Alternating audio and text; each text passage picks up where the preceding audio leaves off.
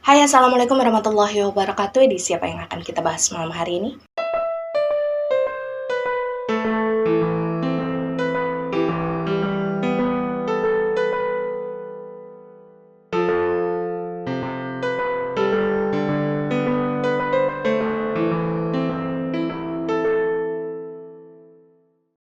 Ya, malam hari ini kita masuk lagi ke dalam edisi Rekam Misteri, dan kisah yang akan kita dengarkan bersama merupakan kisah kiriman dari salah satu teman kita, sebut saja namanya adalah Rohman. Rohman ini berasal dari salah satu kota yang ada di Jawa Tengah, dan kisah yang akan kita dengarkan bersama kali ini terjadi sekitar tahun 2018-an, di mana pada saat itu usianya Rohman masih sekitar 17 tahunan. Dan seperti biasa, sebelum memulai, disclaimer dulu bagi kalian yang mungkin baru pertama kali menonton channel YouTube ini, bahwasanya edisi Rekam Misteri merupakan edisi di mana kita akan sama-sama mendengarkan cerita dari teman-teman kita di luar sana yang mereka kirimkan melalui email yang saya cantumkan di description box. Mengenai nantinya kalian akan percaya atau tidak dengan kisah mereka, itu sudah menjadi hak kalian. Yang terpenting adalah bagaimana caranya kita bisa saling tetap menghargai dan juga menebarkan energi yang positif. Dan satu lagi, karena memang rata-rata durasi video yang ada di YouTube saya ini panjang, jadi semisal kalian merasa cara saya membawakan cerita terlalu lambat, kalian bisa percepat saja videonya. Dan mungkin kisahnya Rohman ini nanti tidak terlalu panjang ya, karena memang dia hanya menceritakan inti dari kisahnya beliau saja. Tapi memang pada bagian pertama dari kisahnya Rohman, satu hal yang harus kalian ketahui adalah dulunya kakek Rohman ini merupakan salah satu orang pintar yang sempat banyak sekali membantu orang. Dan berdasarkan cerita-cerita yang pernah diberikan oleh ayahnya Rohman kepada Rohman, meskipun pada saat itu kakeknya merupakan orang pintar, tapi beliau ini melakukan segala sesuatunya menggunakan ilmu putih. Jadi dengan wirid, dengan berdoa, pokoknya segala sesuatu yang memang masih memiliki hubungan dengan Tuhan Yang Maha Esa. Bukan sesuatu yang dilakukan dengan menggunakan ilmu hitam. Dan untuk mempermudah cerita, kita sebut saja nama kakeknya Rohman ini adalah Pak Wasto. Tapi sayangnya memang ketika Rohman ini lahir, pada saat itu posisinya Pak Wasto ini sudah meninggal dunia. Jadi memang Rohman ini belum memiliki kesempatan untuk bisa bertemu secara langsung dengan kakeknya. Hanya saja pada saat itu Rohman ini memang sering dibawa untuk main ke rumah peninggalan sang kakek oleh orang tuanya, terutama oleh sang ayah ya. Karena memang pada saat itu Pak Wasto merupakan ayah dari ayahnya Rohman. Dan biasanya ketika Rohman ini bermain ke rumah peninggalan sang kakek, memang dia masih bisa melihat banyak sekali kayak peninggalan-peninggalan kakeknya yang dipajang di rumah tersebut. Misalkan kayak berbagai macam jenis keris, kemudian kayak koleksi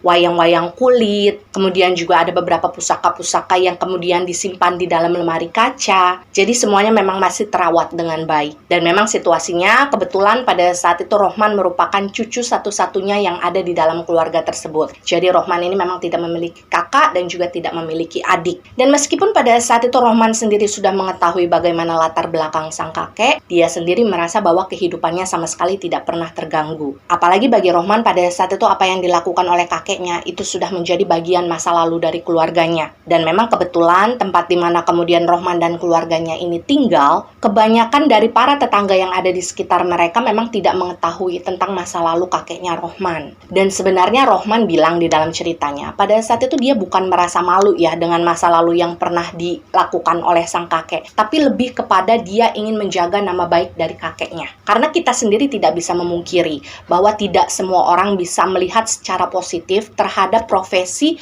orang pintar, entah itu di zaman dulu ataupun di zaman sekarang. Banyak juga orang-orang yang tidak peduli apakah orang pintar tersebut memang melakukan pekerjaannya dengan ilmu hitam atau dengan ilmu putih. Dan Rohman ini kayak ngerasa males aja untuk menjelaskan segala sesuatunya kepada orang banyak. Jadi memang bagi Rohman yang terbaik adalah diam. Dan sebagai informasi saja, bahwa pada saat itu Rohman dengan keluarganya itu tinggal di kabupaten berbeda dari tempat di mana rumah peninggalan kakeknya itu berada. Dan Rohman tidak bisa memungkiri bahwa semenjak kecil, beberapa kali dia sering menjadi saksi bagaimana keluarga mereka ini sering diserang secara gaib oleh orang-orang yang mungkin memang tidak suka dengan keluarga mereka. Dan memang rata-rata orang yang tidak suka itu berasal dari masa lalu kakeknya Rohman. Mungkin karena pada saat itu kakeknya Rohman ini kan sering membantu orang lain, yang mungkin pada saat itu orang tersebut sedang dibenci oleh orang yang berniat jahat kepada dia. Dan karena mungkin pada saat itu kakeknya Rohman lah yang menolong, Jadi orang yang jahat itu pada akhirnya menargetkan kakeknya Rohman dengan keluarga keturunannya. Jadi serangan-serangan gaib semacam itu memang sudah tidak asing lagi bagi Rohman dan keluarga. Hanya saja memang alhamdulillahnya sampai detik itu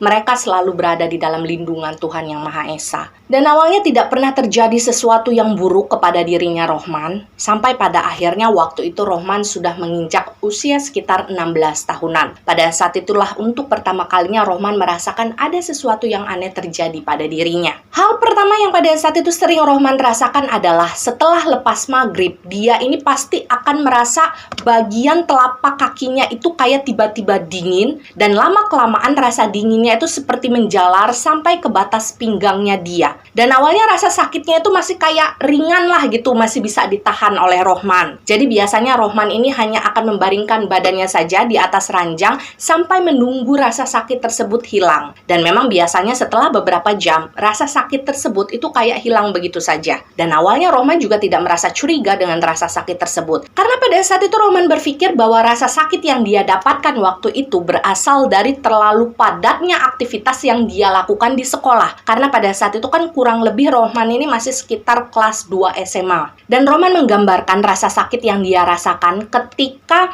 rasa dingin itu kayak mulai muncul di bawah telapak kakinya. Jadi rasanya itu kira-kira seperti ketika kalian ini menginjak bongkahan batu es dalam waktu yang cukup lama. Dingin tapi kayak ada rasa nujah-nujahnya gitu di bagian telapak kaki. Dan nantinya rasa dingin tersebut akan menjalar sampai ke pinggang. Dan kurang lebih selama 4 bulan Rohman itu merasakan sakit seperti itu. Yang awalnya sakitnya nggak seberapa, lama-kelamaan seiring berjalannya waktu, rasa sakitnya mulai tidak tertahan oleh Rohman. Bahkan pada saat itu Rohman ini sering menangis ketika dia menahan rasa sakitnya. Dan awalnya Rohman yang sama sekali tidak pernah berniat untuk menceritakan rasa sakit tersebut kepada orang tuanya karena dia menyepelekan hal tersebut. Pada akhirnya ketika rasa sakitnya sudah tidak bisa lagi dia tanggulangi, di suatu hari akhirnya Rohman ini menceritakan segala sesuatunya kepada sang ibu. Dan memang respon yang didapatkan oleh Rohman dari sang ibu hampir sama dengan apa yang pernah terpikirkan oleh Rohman. Mungkin rasa sakitnya didapatkan karena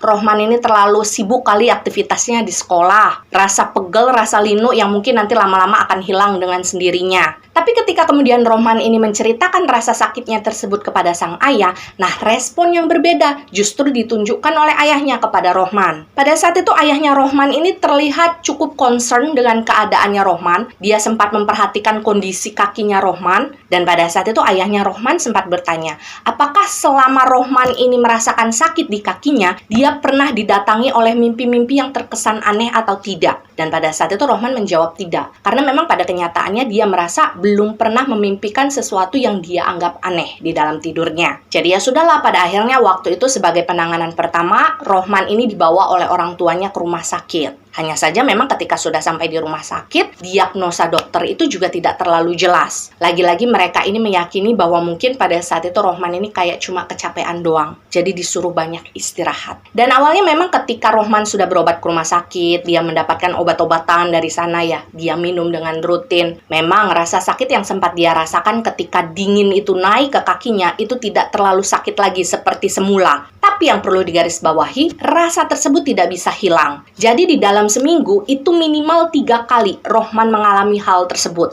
selepas habis maghrib, sampai kemudian pada akhirnya hilang sendiri setelah beberapa jam. Tapi memang pada dasarnya waktu itu kondisinya Rohman tidak membaik sama sekali. Bahkan ketika obat-obatan tersebut sudah habis dikonsumsi, Rohman kembali merasakan sakit yang luar biasa. Dan memang kondisinya Rohman pada saat itu sempat membuat ayah dan ibunya ini merasa panik juga. Bahkan pada saat itu Rohman ini sampai mengikuti beberapa kali terapi akupuntur. Ibaratnya pada saat itu orang tuanya Rohman ini selalu berusaha semaksimal mungkin supaya rasa sakitnya Rohman ini hilang. Baik itu pengobatan secara medis, pengobatan secara alternatif, bahkan pengobatan secara herbal, tapi semuanya nggak ada hasil. Dan berjalan setengah tahunan, pada saat itulah akhirnya Rohman ini mulai merasa bahwa rasa dingin yang naik ke kakinya, yang menyebabkan rasa sakit luar biasa tersebut, udah mulai jarang nih dia rasakan. Dan tentu saja pada saat itu Rohman merasa senang, karena dia pikir siksaan yang selama ini dia dapatkan dari rasa sakit itu sudah selesai. Dia sudah sembuh sampai di sana. Tapi ternyata dugaan Rohman salah, karena memasuki minggu kedua ketika rasa dingin yang naik sampai ke kakinya itu mulai hilang, pada saat itu rasa sakit yang dirasakan oleh Rohman itu bergantian menyerang area kepalanya. Dan lagi-lagi rasa sakit tersebut akan muncul selepas waktu maghrib sampai pada akhirnya hilang sendiri setelah beberapa jam berlalu. Dan yang Rohman rasakan pada saat itu kurang lebih adalah awalnya dia akan merasa kepalanya itu sakit sebelah.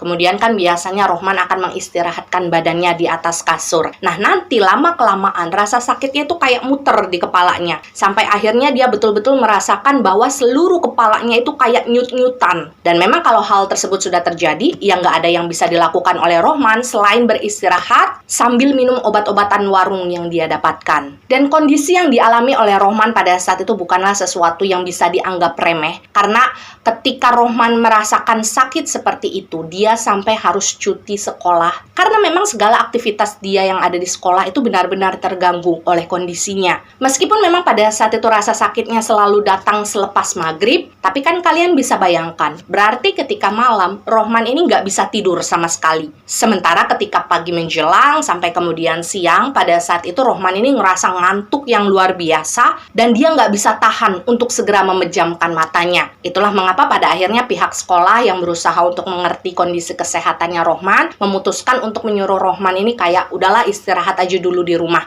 nanti setelah sehat sepenuhnya baru kembali sekolah. Dan yang harus kalian ketahui bahwa pada saat itu Rohman dan keluarganya sudah berusaha untuk pergi ke sana kemari untuk mencari pengobatan. Tapi dari semua hal yang mereka lakukan, gak ada satupun yang menunjukkan keberhasilan. Secara medis, Rohman sendiri sudah sempat di-scan beberapa kali, terutama di bagian kepala. Dia sudah menjalani tes darah beberapa kali. Tapi dari semua hal yang dia lakukan pada saat itu, gak ada satupun indikasi yang bisa mendiagnosa pada saat itu Rohman ini sakit apa. Jadi memang ujung-ujungnya Rohman ini kayak disuruh istirahat aja gitu di rumah, sambil terus mengkonsumsi obat-obatan. Tapi memang dari segala proses yang pada saat itu harus dilalui oleh Rohman, yang paling dia ingat pada saat itu adalah ayahnya ini sering sekali bertanya kepada Rohman, apakah ketika dia menderita sakit tersebut, Rohman ini pernah bermimpi sesuatu yang aneh atau tidak. Jadi ayahnya itu kayak betul-betul penasaran dengan hal tersebut. Tapi karena memang pada saat itu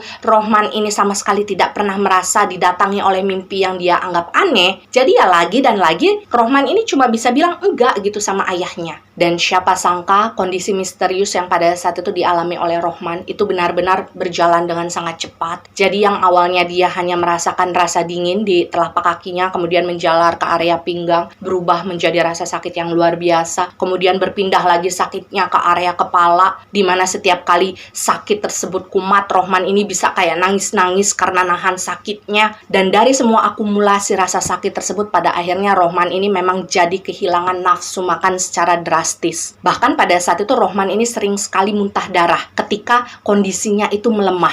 Dan tentu saja kalian bisa bayangkan betapa pada saat itu tubuhnya Rohman ini benar-benar berubah menjadi kurus kering. Setiap malam dia tidak bisa tidur sampai pagi, dan ketika pagi menjelang sampai sore harinya, yang bisa dilakukan oleh Rohman pada saat itu ya cuma tidur aja gitu di dalam kamarnya. Dia ini kayak udah kelihatan gak ada semangat hidupnya sama sekali. Bahkan di dalam ceritanya Rohman bilang bahwa pada saat itu dia sudah sampai pada titik pasrahnya dan menganggap bahwa dalam waktu yang tidak lagi lama dia akan segera meninggal dunia. Dan di suatu malam, pada saat itu Rohman ingat sekali, ibunya ini sempat datang ke dalam kamarnya. Kemudian sempat menangisi kondisinya Rohman sambil mengelus-ngelus kepalanya Rohman gitu. Dan anehnya memang di malam tersebut, setelah sekian lama, akhirnya Rohman ini bisa tertidur ketika malam. Dan di dalam tidur tersebutlah pada akhirnya Rohman ini mengalami sesuatu yang dia anggap sebagai sebuah mimpi yang cukup aneh.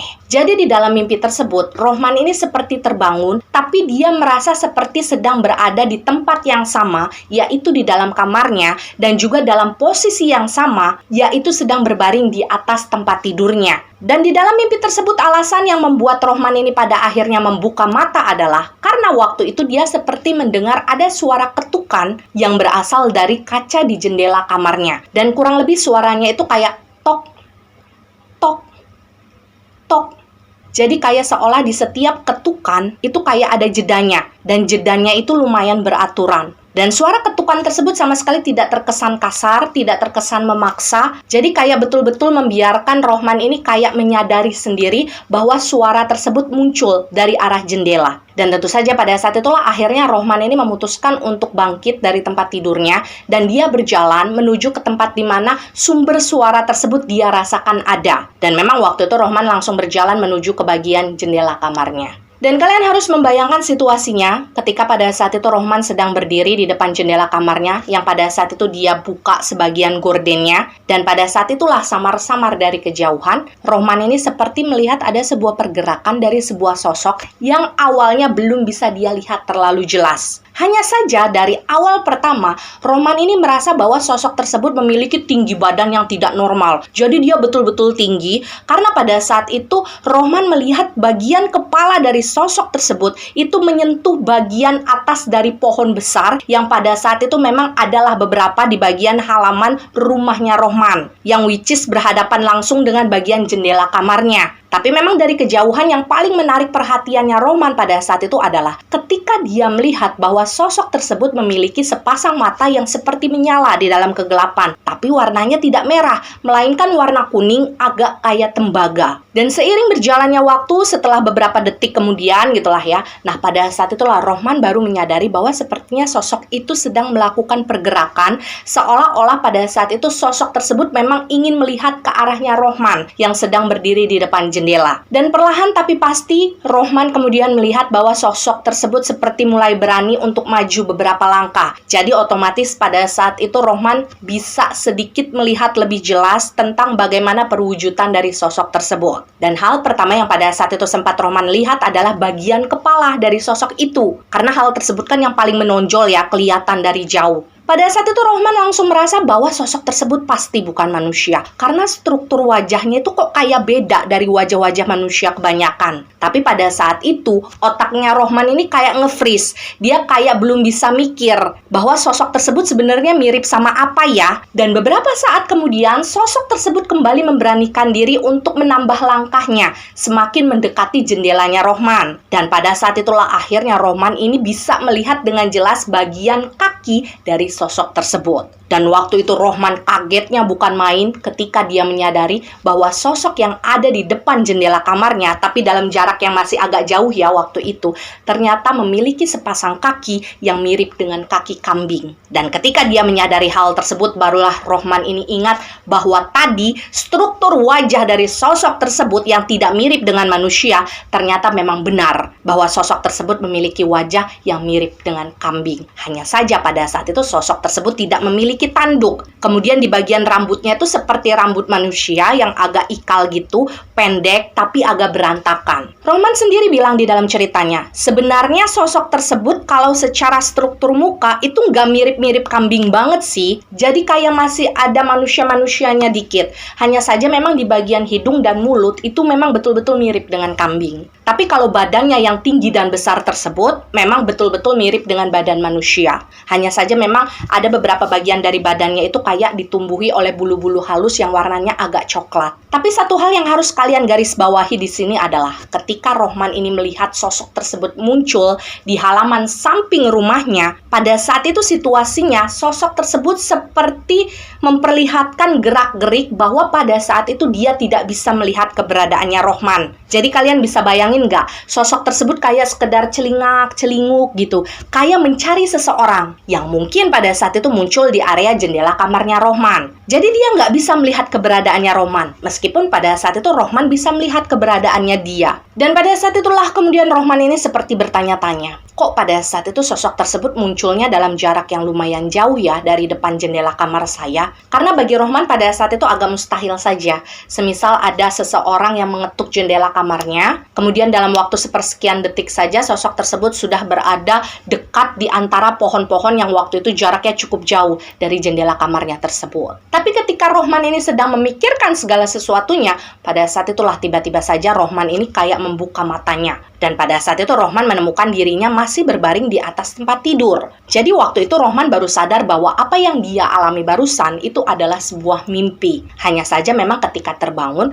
Rohman ini sama sekali tidak merasakan ketakutan. Dia juga tidak merasakan nafasnya terengah-engah. Seolah dia merasa bahwa mimpi yang dia alami barusan adalah sesuatu yang tidak perlu ditakutkan. Tapi memang bagi Rohman pada saat itu mimpi yang dialaminya itu cukup aneh. Tapi asal kalian tahu saja, ketika Rohman ini sempat menoleh ke arah jendela kamarnya, yang sebelumnya dia yakini tertutup keseluruhannya oleh gorden, pada saat itu situasinya justru memperlihatkan bahwa gorden tersebut seperti terbuka sebagian. Jadilah pada saat itu Rohman ini sempat kayak ngerasa ragu, kemudian kayak bertanya-tanya di dalam hati, yang tadi saya alami itu mimpi kan? Secara singkat, Rohman menggambarkan di dalam ceritanya bahwa mimpi tersebut dia alami kurang lebih sebanyak 4 kali dalam 1 minggu. Mimpinya selalu sama, dia bertemu dengan sosok yang sama, kemudian selalu diawali dengan suara ketukan yang sama di jendela kamarnya Rohman. Tapi ketika Rohman ini sudah mengalami mimpi yang ketiga dan keempat, pada saat itulah akhirnya ada sesuatu yang mulai dinotis oleh Rohman. Pada saat itu Rohman ini baru menyadari bahwa di setiap mimpinya ketika dia bertemu dengan sosok tersebut, sebenarnya pada saat itu sosok tersebut seperti menunjukkan jari telunjuknya ke sebuah arah yang pada saat itu ada di tengah-tengah antara pagar pemisah rumahnya Rohman dengan tetangga sebelah. Jadi seolah-olah pada saat itu sosok tersebut seperti ingin menunjukkan sesuatu kepada Rohman. Hanya saja memang sosok tersebut kayak ngerasa nggak yakin apakah pada saat itu Rohman bisa melihat dia atau tidak. Karena memang selama mimpi tersebut berlangsung, mereka ini sama sekali tidak pernah berkomunikasi satu sama lain. Jadi kayak ada layer yang seolah menutupi pandangan sosok tersebut terhadap sosoknya Rohman. Meskipun Rohman bisa melihat dia, sosok tersebut seolah nggak bisa melihat Rohman. Semoga kalian kebayang ya maksud saya. Dan ketika Rohman ini mulai mengingat-ingat tentang arah yang sempat ditunjukkan oleh sosok tersebut di dalam mimpinya, pada saat itu tiba-tiba saja Rohman kembali teringat akan pertanyaan-pertanyaan ayahnya yang sempat diajukan oleh beliau beberapa waktu yang lalu tentang apakah selama sakit Rohman ini sempat dimimpikan sesuatu yang aneh atau tidak. Dan pada saat itu Rohman kepikiran nih, apakah yang dimaksud oleh ayahnya adalah mimpi semacam itu? Karena memang situasinya ketika Rohman ini terus-menerus didatangi oleh mimpi tersebut, kondisinya Rohman ini masih sakit-sakitan ya. Rohman sendiri merasa bahwa sosok yang selalu dia lihat di dalam mimpinya beberapa waktu belakangan itu sama sekali seperti tidak memiliki niat untuk menakut-nakuti Rohman. Meskipun memang kalau dari luar penampakannya cukup menyeramkan. Karena pada saat itu Rohman seperti kayak nggak ada ngerasa takut atau gimana gitu ketika ketemu dengan dia. Hingga di suatu hari ketika Rohman ini sudah selesai mengingat-ingat segala sesuatunya, pada saat itu akhirnya Rohman ini memutuskan untuk menceritakan mimpi-mimpinya tersebut kepada sang ayah. Jadi saat itu dia cerita nih kepada ayahnya bahwa dia sudah mengalami mimpi yang sama selama 4 kali berturut-turut. Tapi pada saat itu Rohman sama sekali belum mengerti isyarat apa yang sebetulnya diberikan oleh sosok tersebut di dalam mimpinya. Dan kalian tahu nggak? Hal yang kemudian membuat Rohman ini merasa sangat terkejut adalah ketika ayahnya ini sudah mendengar cerita yang diberikan oleh Rohman tentang mimpi-mimpinya, pada saat itu kan situasinya Rohman belum menceritakan secara spesifik sosok seperti apa yang dia temui. Tapi pada saat itu ayahnya ini sudah bisa mendeskripsikan terlebih dahulu tentang seperti apa sosok yang pada saat itu dilihat oleh Rohman di dalam mimpinya.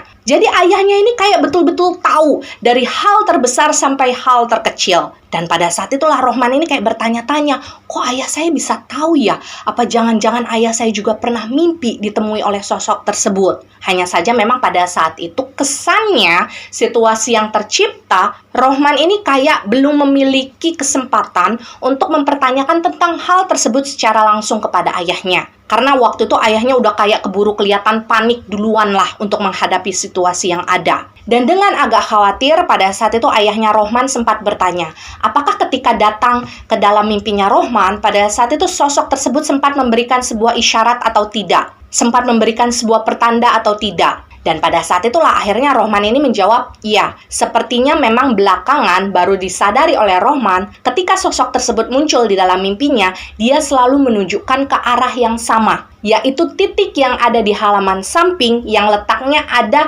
di dekat pagar pemisah antara rumahnya Rohman dengan rumah tetangga sebelah. Pokoknya kayak di tengah-tengah jejeran pohon-pohon besar yang tumbuh di sana lah. Dan tanpa membuang-buang waktu, pada saat itu ayahnya Rohman langsung meminta petunjuk kepada Rohman di mana titik yang dia lihat pada saat itu yang ditunjukkan oleh sosok di dalam mimpinya Rohman. Dan pada saat itu ayahnya Rohman datang ke sana sambil membawa sebuah cangkul. Hanya saja memang waktu itu Rohman dilarang untuk ikut oleh ayahnya. Jadi ayahnya ini hanya menggali titik tersebut sendirian. Sementara Rohman ini kayak cuma bisa ngeliatin doang dari jendela kamarnya. Dan pada saat itu Rohman melihat secara jelas kurang lebih selama 15 menit ayahnya ini menggali sebuah lubang yang ada di sana. Dan pada saat itulah akhirnya Rohman ini melihat ayahnya seperti menemukan sesuatu yang terbungkus oleh kain hitam dari dalam lubang yang sebelumnya dia gali. Tapi pada saat itu Rohman belum sempat bertanya apa-apa karena ayahnya ini benar-benar kelihatan terburu-buru.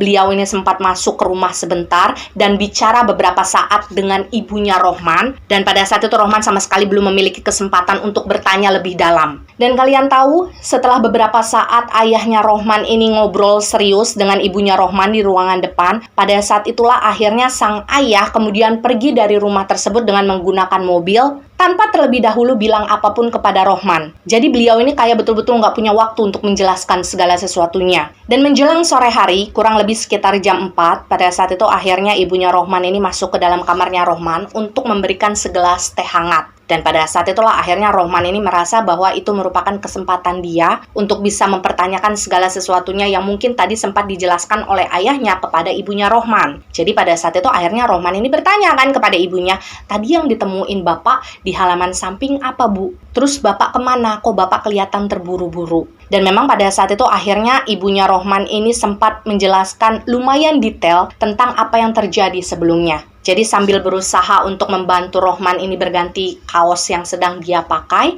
pada saat itu ibunya bercerita bahwa sesuatu yang ditemukan oleh ayahnya Rohman di halaman samping rumah mereka pada saat itu terlihat seperti sebuah syarat yang kemungkinan sengaja ditanam oleh orang-orang jahat yang pada saat itu mungkin ingin mencelakai salah satu anggota keluarga yang memang tinggal di rumahnya Rohman. Dan syarat yang ditemukan oleh ayahnya Rohman pada saat itu memang terbungkus oleh kain hitam. Jadi di dalam kain hitam tersebut terlihat seperti ada jerami yang kemudian dibungkus oleh kain putih dan dibentuk seperti pocongan. Kemudian di samping pocongan tersebut ada beberapa paku-paku yang sudah berkarat, kawat-kawat berkarat, pecahan-pecahan beling. Kemudian ada bangkai burung kecil yang warnanya hitam, dan di samping dari itu semua ada selembar kertas yang tertuliskan nama ayahnya Rohman, nama ibunya Rohman, dan juga namanya Rohman. Jadi memang kayak seolah-olah siapapun orang jahat yang pada saat itu menanamkan syarat tersebut di halaman samping rumahnya Rohman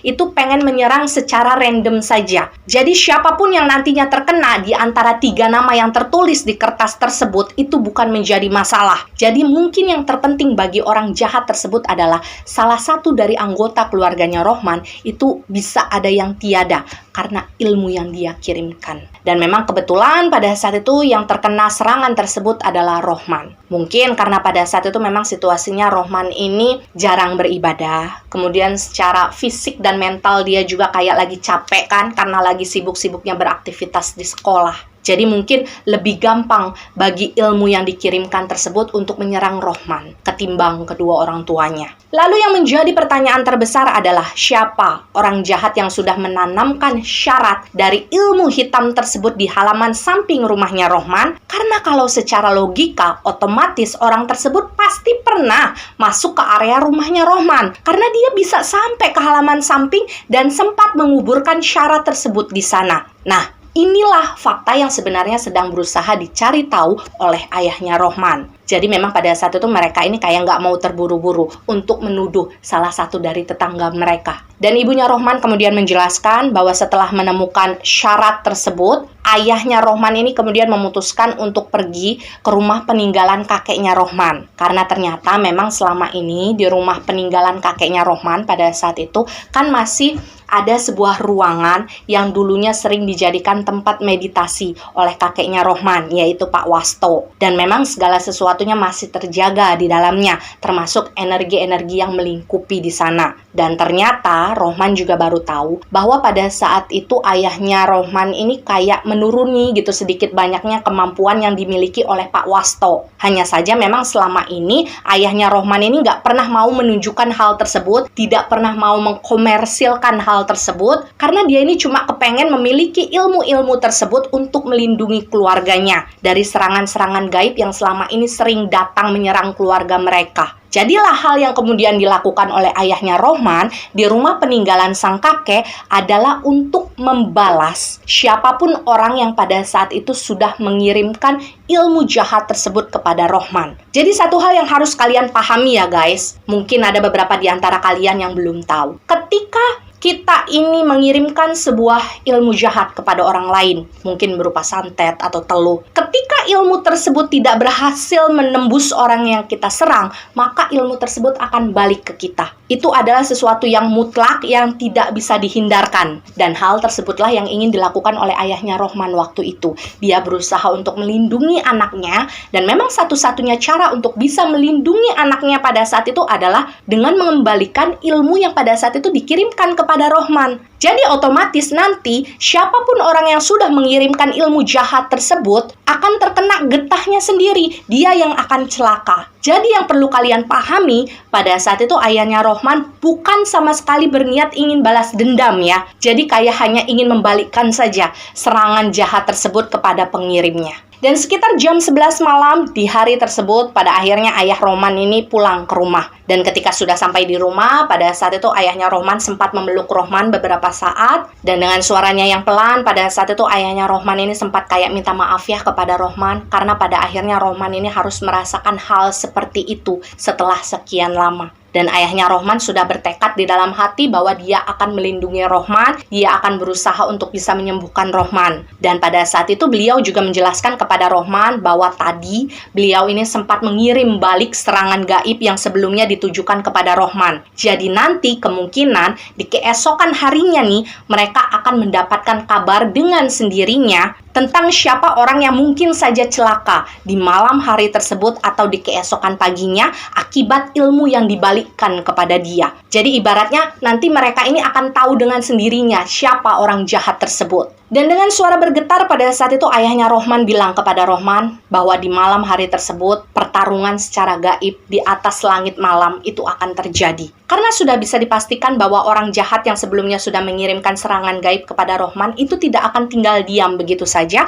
ketika tahu ilmu jahatnya itu dikirim balik kepada dia. Itulah mengapa ayahnya Rohman ini mengistilahkan segala sesuatunya sebagai pertarungan langit. Jadi di malam hari tersebut secara khusus ayahnya Rohman ini melarang Rohman untuk tertidur. Jadi kalau bisa terjaga aja gitu sampai nanti keesokan subuh. Ayahnya Rohman tahu bahwa hal tersebut adalah hal yang sulit. Tapi mau nggak mau itu adalah hal yang harus dilakukan. Karena asal kalian tahu, ketika serangan-serangan gaib macam tersebut datang, proses mereka untuk bisa menyerang atau masuk kepada orang yang dituju itu akan terasa jauh lebih mudah ketika orang tersebut tertidur. Karena posisinya secara badan dan secara psikis mereka kan sedang tidak sadar. Dan hal tersebutlah yang berusaha dihindari oleh ayahnya Rohman. Dan tentu saja pada saat itu Rohman cuma bisa mengiyakan, perasaannya cukup tegang malam hari tersebut. Dan memang di malam hari tersebut ayah dan ibunya Rohman ini memutuskan untuk menemani Rohman di dalam kamarnya. Jadi mereka ini sama-sama duduk di masing-masing pinggir ranjangnya Rohman sambil membaca semua ayat-ayat yang berasal dari Al-Quran. Dan waktu terus berlalu sampai pada akhirnya waktu itu kurang lebih sudah jam 2 dini hari. Anehnya pada saat itu Rohman justru melihat ayah dan ibunya itu seperti kesulitan untuk menahan kantuk. Jadi mereka ini kayak nguap berkali-kali sampai pada akhirnya mereka betul-betul nggak bisa lagi nahan mata mereka untuk tertidur. Jadi pada saat itu mereka betul-betul kayak ketiduran gitu dengan posisi kepala yang digeletakkan di pinggiran ranjangnya Rohman. Dan waktu itu Rohman merasa tidak tega untuk membangunkan kedua orang tuanya karena mereka terlihat sangat pulas. Jadi ya sudahlah, pada saat itu akhirnya Rohman ini berusaha menguatkan hatinya sendiri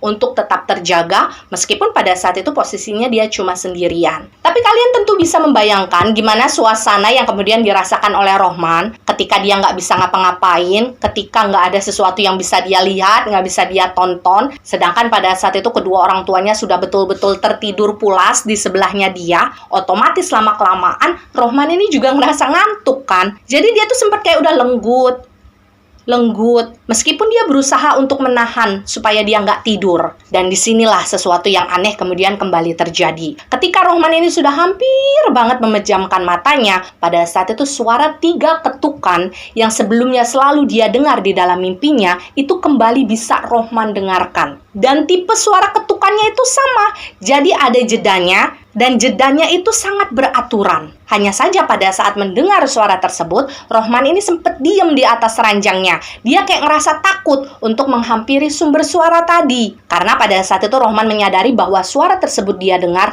bukan lagi sekedar di dalam mimpi. Pada saat itu Rohman hanya kepikiran, kalau misalkan nanti di luar betul-betul muncul lagi sosok yang selama ini dia lihat di dalam mimpinya, gimana? Apakah Rohman berani atau tidak? Karena yang namanya mimpi dengan kenyataan kan pasti situasinya sangat berbeda kan? Tapi meskipun pada saat itu Rohman berusaha untuk mengabaikan suara ketukan tersebut selama beberapa menit, suara ketukan tersebut tidak berhenti dia dengar. Memang suaranya tidak terdengar memaksa ya, tapi lama-kelamaan Rohman ini kayak ngerasa penasaran juga kan akhirnya. Jadilah pada saat itu meskipun sedikit merasa takut, Rohman ini pada akhirnya memutuskan untuk pergi ke depan jendela kamarnya untuk memastikan apakah sosok yang selama ini datang di dalam mimpinya itu benar-benar berada di sana atau tidak. Dan persis seperti apa dugaan Rohman sebelumnya, ketika Rohman membuka gorden jendelanya kan ya, pada saat itulah Rohman bisa melihat kemunculan sosok yang wajah dan kakinya mirip dengan kambing, yang badannya tinggi dan besar dan memiliki sepasang mata berwarna kuning tembaga, itu sedang berdiri dan muncul di sebelah sebuah pohon besar yang saat itu ada di depan jendela kamarnya Rohman. Jadi posisinya itu kayak di halaman samping gitulah ya. Dan dari kejauhan tersebut, sosok tersebut terlihat seperti kayak agak merindik-merindik, seperti berusaha untuk bisa melihat keberadaannya Rohman. Meskipun sebetulnya pada saat itu Rohman ini ya ada di depan jendela, tapi sosok tersebut masih belum bisa melihat. Kemudian ada sesuatu yang terjadi, lumayan berbeda dari mimpi-mimpi Rohman sebelumnya, bahwa pada saat itu sosok tersebut pada akhirnya memutuskan untuk melangkah satu persatu untuk mendekati di mana posisi jendela kamarnya Rohman berada. Dan yang harus kalian bayangkan di dalam kepala kalian adalah ketika sosok tersebut berjalan, posisinya dia tuh kayak masih celingak-celinguk gitu loh. Kayak masih berusaha untuk mencari tahu apakah di depannya dia pada saat itu ada orang atau tidak. Jadi fokus matanya itu kayak masih berusaha untuk mencari titik di mana dia bisa menemukan seseorang. Dan pada saat hal tersebut terjadi, jujur saja Rohman ini kayak ngerasa bingung. Apakah pada saat itu dia harus berlari karena merasa takut, atau dia harus tetap berada di sana untuk menyaksikan apa yang akan terjadi selanjutnya. Dan kalian tahu nggak, pada saat itu menurut Rohman, ketika sosok tersebut melangkah untuk mendekati jendela kamarnya, tanah yang ada di sekitar mereka itu kerasa bergetar. Karena memang secara postur badan sosok tersebut tinggi dan besar. Dan tidak lama setelahnya, pada akhirnya waktu itu Rohman dan sosok tersebut benar-benar saling berhadapan, hanya saja masih dipisahkan oleh sebuah jendela. Dan waktu itu Rohman merasakan sekujur badannya itu kayak membeku di tempat. Dia nggak bisa lari, dia juga merasa takut untuk terus melihat ke depan. Dan kalian harus bayangkan ketika sosok tersebut sudah ada di depan jendela kamarnya Rohman, dia ini sampai harus kayak agak nunduk sedikit supaya bagian wajahnya itu kayak bisa melongok dari jendela kamar tersebut. Kayak seolah-olah dia berusaha ingin melihat apakah di dalam jendela tadi ada orang atau tidak yang sedang melihat ke arah dia. Dan pada saat itu Rohman bilang untuk pertama kalinya dia betul-betul bisa melihat dengan jarak cukup dekat bagaimana sepasang mata yang dimiliki oleh sosok tersebut seolah-olah kayak menyala di dalam kegelapan. Warnanya kan kuning kayak tembaga gitu ya, kayak warna emas. Dan siapa sangka dalam posisi tersebut tiba-tiba saja sosok tersebut seperti berbicara kepada Rohman. Meskipun pada saat itu sikapnya seolah menunjukkan bahwa dia masih belum bisa melihat keberadaannya Rohman sama sekali di depannya dia. Dan Rohman bilang di dalam ceritanya, ketika pertama kali dia mendengar sosok tersebut berbicara, sebetulnya Rohman ini agak kaget juga. Karena ternyata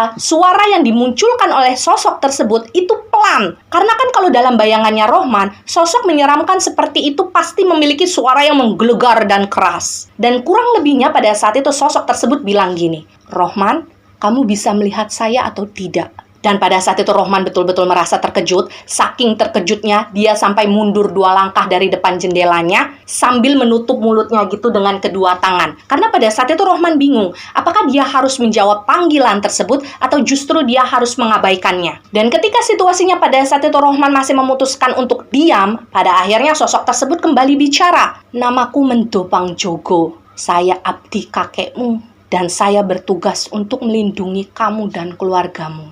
Dan aku datang kemari bukan untuk menakuti." Jadi memang pada saat itu menurut Rohman, di pembicaraan yang kedua, sosok tersebut logat Jawanya itu sangat kental ketika dia berbicara. Dan sosok tersebut pada akhirnya kembali terdiam karena waktu itu Rohman masih enggan untuk mengeluarkan suaranya dan menjawab panggilan tersebut. Karena Rohman itu betul-betul ngerasa ketakutan, bahkan pada saat itu dia ngerasa dia hampir pipis di celana. Dan mungkin karena pada saat itu sudah beberapa saat berlalu tanpa ada respon apapun yang diberikan oleh Rohman, dan situasinya pada saat itu sosok tersebut seperti tidak bisa melihat keberadaannya Rohman, pada akhirnya sosok tersebut kemudian memutuskan untuk pergi dari depan jendela kamarnya Rohman dengan wajah yang lumayan kecewa. Jadi pada saat itu sosok tersebut membalikkan badannya, kemudian kembali berjalan menjauh dari depan jendela kamar tersebut, dengan langkah kaki yang seolah bisa membuat tanah yang ada di sekitar mereka itu terasa bergetar. Tapi kalian tahu nggak, ketika kemudian Rohman ini menyaksikan bagaimana sosok tersebut membalikkan badannya, kemudian berjalan menjauh satu langkah demi satu langkah,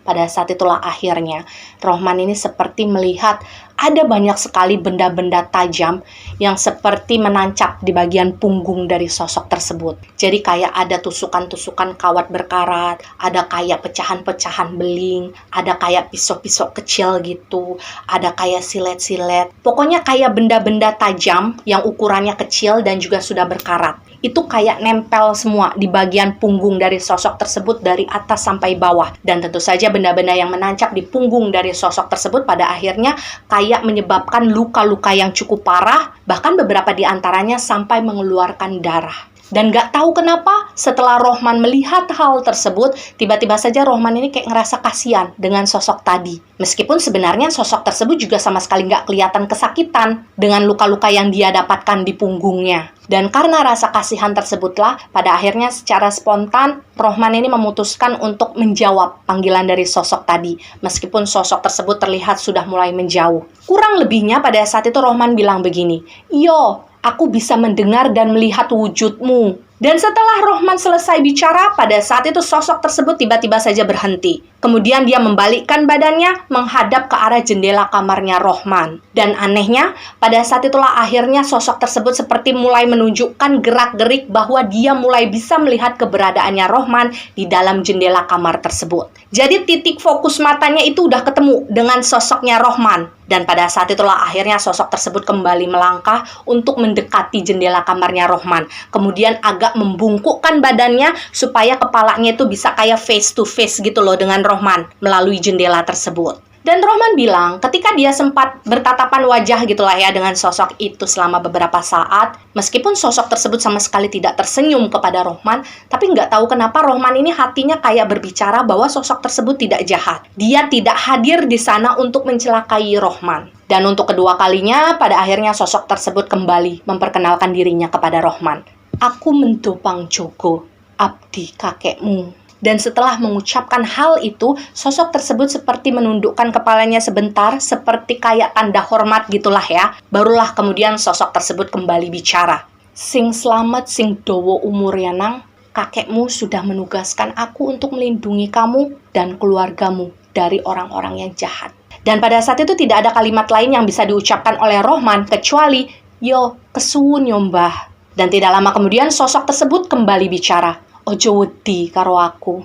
Dan pada saat itu akhirnya Rohman juga kembali membalas, "Iyo, enggih mbah." Dan saat itu sempat terjadi kayak semacam kontak mata lah di antara mereka berdua. Dan gak tahu kenapa pada saat itu Rohman merasa bahwa sorot mata yang ditunjukkan oleh sosok tersebut benar-benar terlihat tulus. Jadi seolah-olah sosok tersebut menatap ke arah Rohman dengan sorot mata yang penuh dengan kebanggaan dan juga rasa senang gitu. Karena Rohman ini pada akhirnya mungkin bisa dia selamatkan. Hingga pada akhirnya waktu itu tibalah di satu titik di mana sosok tersebut kemudian bilang, "Tugasku wis rampung, Tadi aku pamit, Yonang. Dan entah kenapa Rohman bilang, ketika dia mendengar salam perpisahan yang diberikan oleh sosok tersebut, kemudian mendengar kalimat yang berbunyi, tugasku wis rampung. Pada saat itulah perasaannya Rohman ini kayak campur aduk. Karena dia ngerasa kalimat tersebut seperti mengandung banyak sekali arti. Dan yang perlu digarisbawahi, baik itu Rohman ataupun saya sendiri percaya bahwa sosok-sosok semacam itu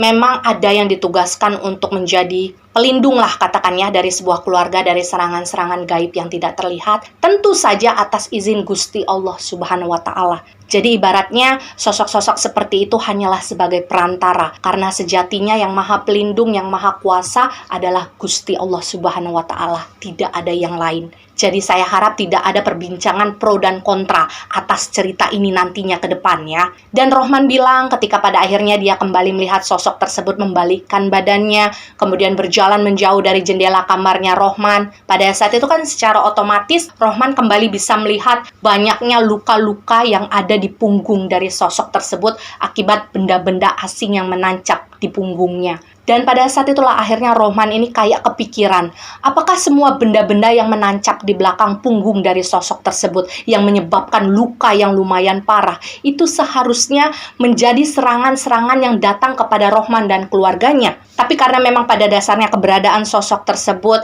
ditugaskan untuk menjaga keberadaan Rohman dan keluarganya dari serangan-serangan gaib, pada akhirnya benda-benda yang seharusnya bersarang di dalam diri Rohman dan keluarganya itu kayak dibentengi oleh sosok tersebut. Jadi ibaratnya penggambaran yang ada di punggung dari sosok tersebut seolah menjelaskan situasi di mana dia menjadi perisai utama dari Rohman dan keluarganya ketika ada serangan-serangan gaib yang jahat berusaha untuk menghancurkan keluarganya Rohman, bahkan berniat ingin meniadakan mereka. Dan meskipun pada saat itu Rohman sama sekali belum bisa memastikan apakah dugaannya benar atau tidak, tapi dugaan tersebut sudah berhasil membuat Rohman ini kayak ngerasa sedih sendiri. Dia kayak ngerasa terharu sendiri. Dan untuk mempermudah cerita ke depannya, kita akan mulai menyebutkan sosok tersebut dengan nama yang dia akui sebagai namanya ya, yaitu Mendo Pangjogo. Dan kalian tahu nggak, ketika kemudian Rohman ini masih memperhatikan sosok Mendo ini berjalan menjauh dari jendela kamarnya, kemudian pada akhirnya sosok Mendo ini berhenti di samping sebuah pohon besar yang ada di halaman samping dari rumahnya Rohman. Pada saat itu, Mendo ini sempat kayak agak menoleh sebentar ke arah jendela kamarnya Rohman. Dan tidak lama setelahnya,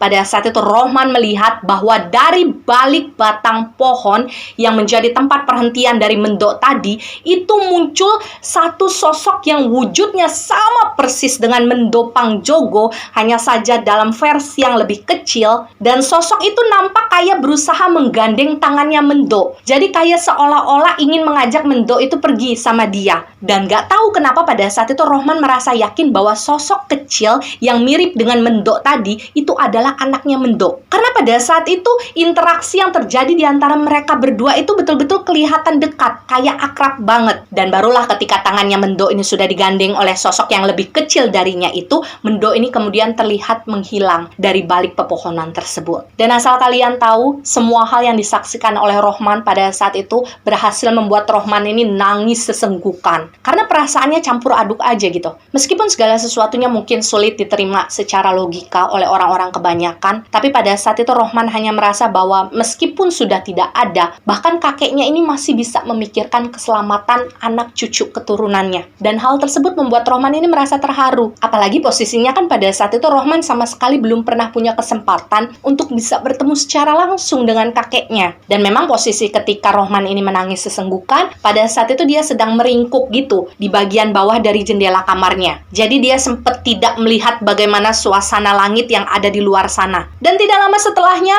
meskipun pada saat itu Rohman yakin bahwa tadi dia menangis dalam waktu yang tidak terlalu lama, ketika kemudian pada akhirnya Rohman ini sudah selesai mengusap air matanya gitu kan, sudah berusaha untuk menguatkan hatinya, waktu itu Rohman kan kembali berdiri dengan tujuan ingin menutup gorden yang ada di depan jendelanya. Tapi pada saat itulah akhirnya Rohman ini kayak agak ngerasa kaget. Dia agak bengong ketika dia ngelihat langit di luar sana itu sudah berubah terang. Jadi pada saat itu tiba-tiba sudah pagi. Dan pada saat itu Rohman juga sempat merasa bahwa apa yang terjadi di depan dia itu kayak sulit dicerna oleh akal sehat dan logika. Tapi pada saat itu Rohman memutuskan memutuskan untuk move on, kemudian melihat ke arah ranjang, di mana pada saat itu kedua orang tuanya masih tertidur pulas di sana. Jadi masih tertidur dalam posisi kepala yang diletakkan di pinggiran ranjangnya Rohman gitu ya. Dan pada saat itulah akhirnya Rohman ini berusaha untuk membangunkan kedua orang tuanya. Dan ketika sudah bangun, pada saat itu ayah dan ibunya Rohman ini benar-benar merasa kaget. Mereka sama sekali tidak pernah berencana kalau di malam sebelumnya mereka akan meninggalkan Rohman untuk tidur duluan. Hanya saja memang pada saat itu Rohman ini berusaha untuk meyakinkan orang tuanya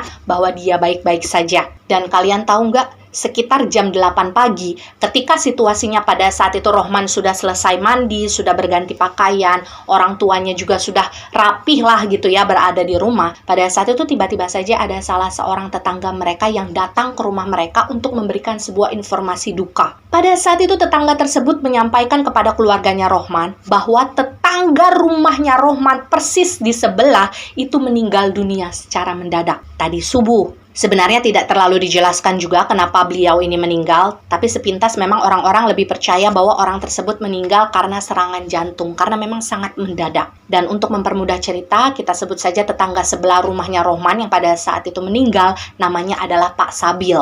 Dan mendengar kabar kematian dari Pak Sabil, tentu saja pada saat itu Rohman dan keluarganya cukup merasa terkejut. Tapi mereka berusaha untuk tidak berprasangka buruk lah kepada beliau. Meskipun sebenarnya dugaan tersebut sudah ada sejak awal ketika ayahnya Rohman ini menemukan syarat yang ditanamkan di halaman samping rumah mereka. Kenapa seperti itu? Karena ternyata memang Pak Sabil ini sejak lama sudah bermusuhan dengan ayahnya Rohman. Tapi musuhannya itu sebetulnya bukan karena masalah yang besar atau bagaimana. Bahkan pada saat itu ayahnya Rohman sendiri tidak pernah berusaha untuk mencari masalah dengan Pak Sabil.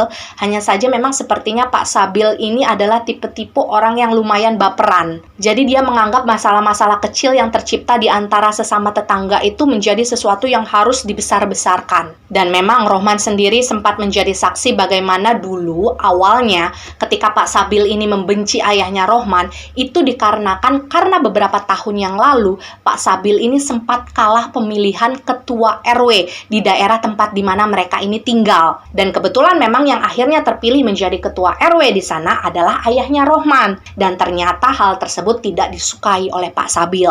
Semenjak saat itulah memang terlihat mulai ada percikan-percikan ketidaksukaan yang ditunjukkan oleh Pak Sabil kepada ayahnya Rohman. Hanya saja pada saat itu sebenarnya ayahnya Rohman ini kayak berusaha tidak meladeni hal tersebut. Tapi memang Pak Sabil ini merupakan tipe-tipe orang yang selalu menunjukkan ketidaksukaannya secara langsung. Bahkan pada saat itu Pak Sabil ini sering sekali ngobrol gitu sama tetangga sambil menjelek-jelekkan ayahnya Rohman. Itulah mengapa pada akhirnya permusuhan yang ada di antara Pak Sabil dan ayahnya Rohman ini kayak mulai tersebar di tetangga sekitar. Jadi tetangga itu tahu kalau misalkan pada saat itu Pak Sabil dan keluarganya Rohman ini nggak akur. Dan hal tersebut kemudian diperparah ketika pada akhirnya di suatu hari Pak Sabil ini membuka sebuah toko baru di samping toko yang sudah sejak lama dimiliki oleh ayahnya Rohman. Jadi kayak semacam toko kelontong gitulah yang jual-jual sembako. Dan pada saat itu sebetulnya ayahnya Rohman juga nggak pernah mempermasalahkan hal tersebut. Yang namanya pasar, ya bebaslah orang mau jualan apa.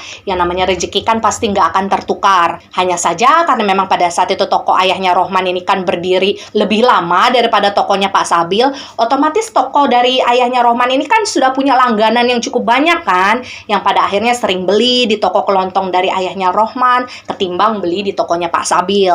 Tapi ternyata hal tersebut justru direspon tidak baik oleh Pak Sabil.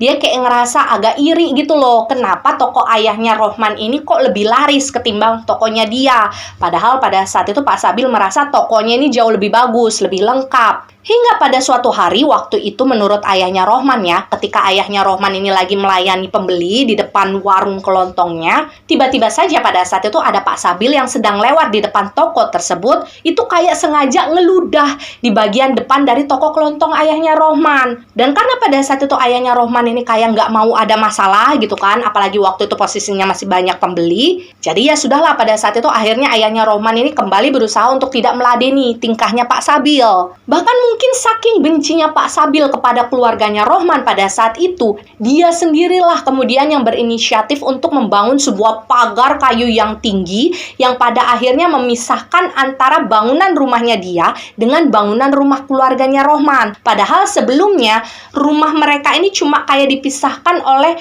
pohon-pohon besar saja sebagai tanda batas wilayah. Tapi pada saat itu keluarganya Rohman yang mempersilahkan saja karena mereka ini nggak mau menciptakan masalah. Dan disinilah kemudian Rohman ini mulai teringat. Kurang lebih sekitar 1 minggu sebelum rasa sakit awal yang sempat Rohman rasakan ketika rasa dingin itu muncul di telapak kakinya sampai ke pinggang, pada saat itu dia sempat melihat bagaimana Pak Sabil ini tiba-tiba saja bertamu ke rumah mereka dengan cara baik-baik sambil membawa oleh-oleh. Bahkan saat itu Pak Sabil dan istrinya juga meminta maaf kepada keluarganya Rohman atas sikap-sikap tidak menyenangkan yang mungkin selama ini mereka lakukan. Dan tentu saja permintaan maaf tersebut diterima baik oleh keluarganya Rohman. Mereka justru merasa senang karena pada akhirnya mereka nggak perlu lagi lah ngerasa dimusuhin sama tetangga. Dan memang semenjak kejadian tersebut, Pak Sabil ini terlihat lumayan sering nih mampir ke rumah keluarganya Rohman. Kadang-kadang alasannya karena mereka ini kayak pengen ngasih oleh-oleh gitulah ya.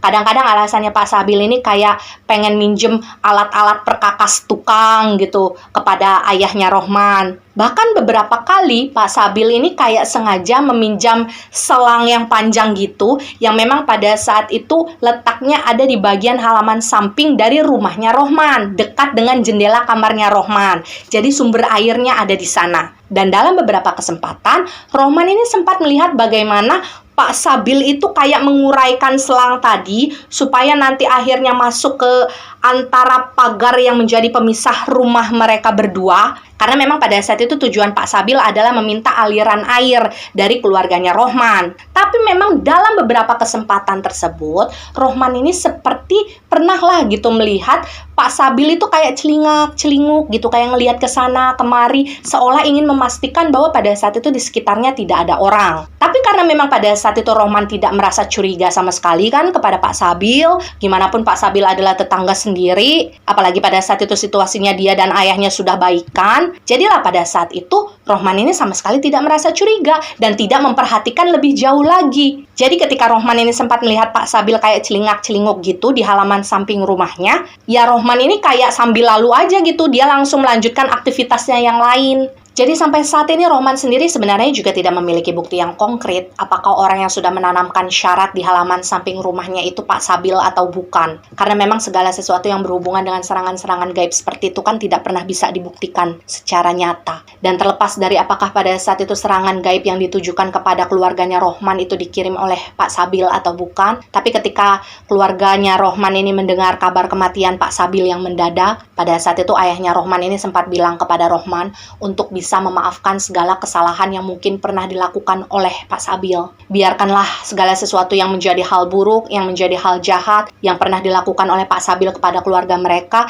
itu sudah menjadi urusannya Pak Sabil dengan Tuhannya. Dan sampai di bagian ini kita akan mulai membahas beberapa penjelasan yang diberikan oleh ayahnya Rohman kepada Rohman. Kemudian Rohman jabarkan di dalam ceritanya, supaya mungkin nanti penjelasan tersebut bisa menjawab beberapa pertanyaan-pertanyaan kita. Penjelasan yang pertama adalah sosok yang sempat dilihat oleh Rohman pada saat itu, yang menyebut dirinya sebagai Mendo Pangjogo, itu memang merupakan abdi dari Pak Wasto, which is adalah kakeknya Rohman, yang memang atas izin Gusti Allah Subhanahu wa Ta'ala, pada saat itu keberadaannya ditugaskan untuk menjaga Pak Wasto dan seluruh keturunannya dari serangan-serangan gaib orang jahat yang mungkin pada saat itu memang merasa tidak suka dengan keluarganya Pak Wasto dan juga keturunannya. Seperti yang saya jelaskan di depannya, apa yang kemudian menjadi alasan keluarganya Rohman ini seperti banyak sekali yang berusaha untuk menyerang secara gaib semenjak zaman Pak Wasto ini masih hidup. Jadi memang Mendo Pangjogo ini adalah sosok yang setia untuk memegang janjinya supaya bisa terus melindungi keberadaan keluarga Pak Wasto dan juga keturunannya, meskipun pada saat itu posisinya Pak Wasto ini kan sudah meninggal dunia karena memang sudah tua. Dan penjelasan yang kedua, pada saat itu ayahnya Rohman mengatakan bahwa sepertinya ketukan yang sempat didengar oleh Rohman beberapa kali di dalam mimpinya itu merupakan isyarat yang diberikan oleh Mendo Pangjogo supaya Rohman ini bisa terbangun dari tidurnya di jam-jam rawan. Kenapa seperti itu? Karena kemungkinan pada saat itu Mendopang Jogo sendiri bisa merasakan bahwa ada serangan jahat, serangan gaib yang sedang berusaha dikirimkan kepada Rohman sekeluarga. Terkhususnya kepada diri Rohman ya pada saat itu. Jadi Rohman ini kayak berusaha untuk dibangunkan supaya dia bisa sadar, karena seperti yang saya jelaskan sebelumnya, yang namanya serangan-serangan gaib yang jahat seperti itu memang akan lebih mudah menyerang, akan lebih mudah masuk kepada seseorang yang dituju dalam kondisi tertidur. Jadi kemungkinan besar memang ketukan tersebut berasal dari Mendopang Jogo yang ingin membangunkan Rohman. Tentu saja atas izin Gusti Allah Subhanahu wa Ta'ala. Kemudian penjelasan yang ketiga tentang penggambaran luka-luka parah yang ada di belakang punggung dari Mendopang Jogo. Seperti dugaan Rohman sebelumnya, bahwa memang selama ini Mendopang Jogo ini ibaratnya adalah sebuah perisai yang melindungi secara gaib keberadaan Pak Wasto dan juga keturunannya. Jadi setiap kali ada serangan-serangan jahat yang menggunakan media kayak beling, kayak kawat berkarat, kayak silet berkarat, pisau, dan lain sebagainya gitulah ya, yang seharusnya mungkin masuk ke dalam badannya Rohman sekeluarga, pada saat itu justru mengenai punggungnya Mendopang Jogo terlebih dahulu. Jadi memang luka-luka tersebut Mendok dapatkan selama dia menjadi abdinya Pak Wasto untuk melindungi Pak Wasto dan juga keturunannya. Rohman sendiri tidak tahu apakah luka-luka yang didapatkan oleh Mendopang Jogo itu menciptakan rasa sakit atau tidak, tapi yang jelas memang hal tersebut adalah sebuah konsekuensi yang memang sudah diterima oleh Mendopang Jogo sebagai seorang abdi. Dan asal kalian tahu, kondisi terakhir yang dialami oleh Rohman pada saat itu ketika dia sempat merasa sakit di kakinya, di kepalanya, sampai dia pernah muntah darah beberapa kali. Hal tersebut merupakan dampak kecil yang secara tidak sengaja seolah nyerempet bagian fisiknya Rohman saja. Jadi itu bukan pengaruh besarnya. Kalian bayangkan sebesar apa pengaruh jahat yang pada saat itu sebenarnya ditujukan kepada Rohman. Kalau pengaruh kecilnya saja berdampak seperti itu kepada Rohman. Jadi memang pengaruh besarnya pada saat itu sudah lebur duluan ketika Mendopang Jogo ini menjaga keluarganya Rohman. Tapi yang namanya energi kan memang tidak bisa luluh secara sempurna dalam satu kesempatan saja. Itulah pada akhirnya sisa-sisa energi jahat tersebut seperti berhasil untuk nembus si Mendopang Jogo tadi hingga pada akhirnya menyerang Rohman. Tapi untungnya memang Rohman ini bisa disembuhkan. Dan penjelasan yang keempat adalah sebuah penjelasan yang diberikan oleh ayahnya Rohman berdasarkan ceritanya Pak Wasto ya. Bahwasanya Mendopang Jogo ini merupakan entitas yang memang bisa berkeluarga, bisa beranak pinak. Kalau kalian pernah mendengar latar belakang bagaimana kehidupan sosok bernama Genderuwo,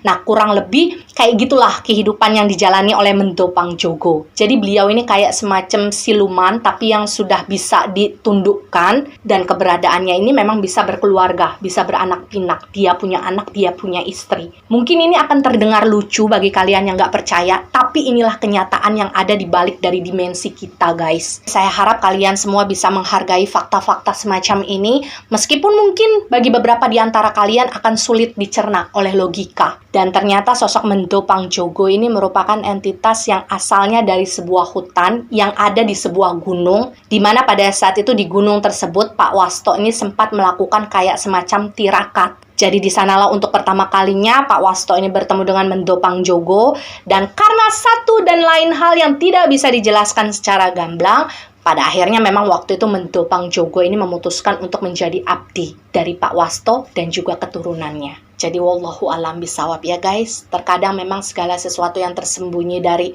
dimensi tempat di mana manusia ini tinggal bisa membuat kita ini kayak ngerasa bingung, ngerasa takjub sekaligus. Dan dari sana juga saya berharap kita bisa menyadari bahwa memang Gusti Allah itu sebesar itu loh kekuasaannya di muka bumi ini. Dia menciptakan segala sesuatu yang mungkin bisa dilihat ataupun tidak oleh mata manusia. Tapi kita harus selalu ingat, sesuatu yang tidak didengar, sesuatu yang tidak dilihat, bukan berarti bahwa mereka tidak ada. Dan ya demikianlah keseluruhan dari kisah yang dikirimkan oleh salah satu teman kita bernama Rohman. Dan pembelajaran yang bisa kita ambil dari kisah ini, mungkin gini ya guys. Saya tidak peduli apakah saat ini kalian yang mendengarkan cerita saya, kalian bisa percaya atau tidak dengan keberadaan serangan-serangan gaib yang jahat seperti halnya santet dan teluh, karena itu sudah menjadi hak kalian, hak prerogatif kalian, dan saya tidak bisa memaksa. Hanya saja saya ingin menjelaskan, kalau kalian saja bisa percaya bahwa ilmu teknologi itu bisa berkembang mengikuti zaman, kenapa kalian tidak bisa percaya bahwa yang namanya ilmu-ilmu gaib seperti itu juga bisa mengikuti perkembangan zaman? Kalian harus tahu bahwa sejatinya ilmu-ilmu macam seperti itu untuk sekarang itu memang tidak lagi memperlihatkan cara kematian yang mendadak, cara kematian yang mengenaskan, tapi kadang-kadang justru terlihat seperti sebuah penyakit yang menggerogoti badan seorang manusia dalam waktu yang lama sampai pada akhirnya sosok tersebut akan meninggal dunia. Sampai mungkin pada akhirnya tidak ada salah satu pun di antara kalian yang menyadari bahwa apa yang diderita oleh orang tersebut adalah sebuah kiriman. Contohnya sesimpel itu saja. Tapi ya, kembali lagi kalian mau percaya atau tidak. Karena memang segala sesuatu yang berhubungan dengan hal-hal gaib kan tidak bisa dibuktikan secara konkret. Dan saya sendiri juga berharap bahwa kita semua tidak perlu berada dalam satu situasi di mana kita diperlihatkan secara langsung tentang eksistensi dari keberadaan ilmu-ilmu gaib semacam itu. Apalagi yang jenisnya jahat. Karena rasanya serem guys, ketika kita hidup di dalam sebuah proses yang meneror kita atas sesuatu yang tidak kita pahami alurnya. Baik bagi kalian yang skeptis, bagi kalian yang mungkin mentertawakan hal ini, atau bagi kalian yang mungkin percaya. Semoga tidak ada salah satu di antara kita yang akan merasakan hal-hal semacam itu nantinya. Pesan saya hanya satu, apapun agama kalian, jangan pernah meninggalkan ibadah, karena sejatinya serangan-serangan jahat semacam itu akan lebih sulit menembus orang yang dekat dengan Tuhannya. Mereka akan kesulitan untuk mendekati orang-orang yang selalu beribadah, yang selalu mengucapkan nama Tuhan di bibir mereka, yang selalu mengingat keberadaan Tuhan di hati mereka. Jangan lupa juga selalu meminta perlindungan dan pertolongan kepada Tuhan setiap kali kalian berdoa. Kemudian jangan menjadi pribadi yang angkuh, menjadi pribadi yang sompral, berusaha untuk bisa menghargai dan menghormati atas segala sesuatu baik yang kalian percaya atau tidak. Selalu ingat untuk bisa jaga sikap, berhati-hati dalam bertindak dan berucap. Karena sejatinya seseorang yang bisa menjatuhkan diri kita sendiri, ya adalah diri kita sendiri. Dan ya percaya atau tidak, itu adalah hak kalian sebagai penonton setia. Jika kalian percaya dengan kisah ini, maka jadikan kisah ini sebagai pembelajaran. Dan jika kalian tidak percaya dengan kisah ini, maka cukup jadikan kisah ini sebagai dongeng malam biasa. Terima kasih juga untuk Rohman dan keluarganya yang sudah mengirimkan cerita kepada kita semua. Terima kasih atas pembelajarannya yang berharga. Dan semoga saat ini Rohman dan keluarganya sudah hidup dengan bahagia dan selalu berada di dalam lindungan Gusti Allah Subhanahu wa Ta'ala. Amin ya Rabbal Alamin. Jangan lupa di like, di komen, dan di share ya, supaya teman-teman kalian bisa ikut menonton video ini. Sampai jumpa di video-video berikutnya. Wassalamualaikum warahmatullahi wabarakatuh. Sehat selalu kalian.